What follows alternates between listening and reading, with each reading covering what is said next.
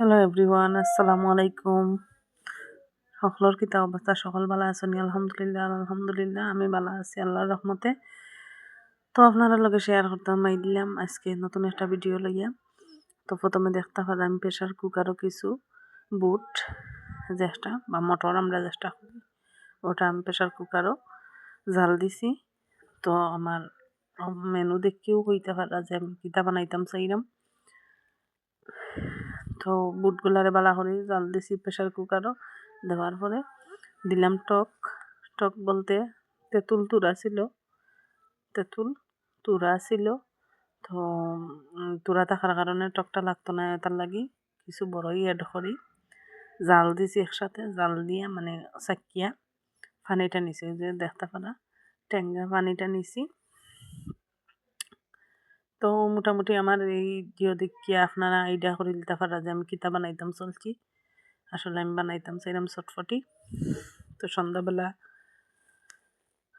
মনে হইল আখতা যে ঘরে সব কিছু আছে, দেখি একটা চটফটি বানাই যায়। তো চটফটি বানানোর জাস্ট রেডি হয়েছি, আমার ভাই এসে। তো মেহমানও খাইলে ভালো খায় চটফটি, তবে বাইরে খায় না, বাইরের চটফটি খায় না, ঘরে তৈরি চটফটি খায়।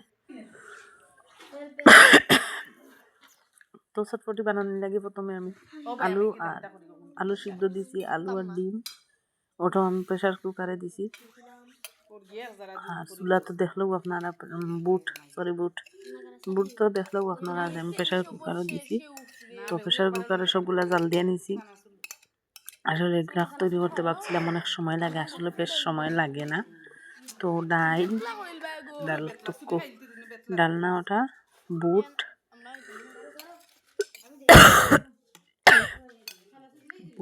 ডিম আলু সিদ্ধ, আলুরে বালা করে মুথাইয়া আলু সিদ্ধ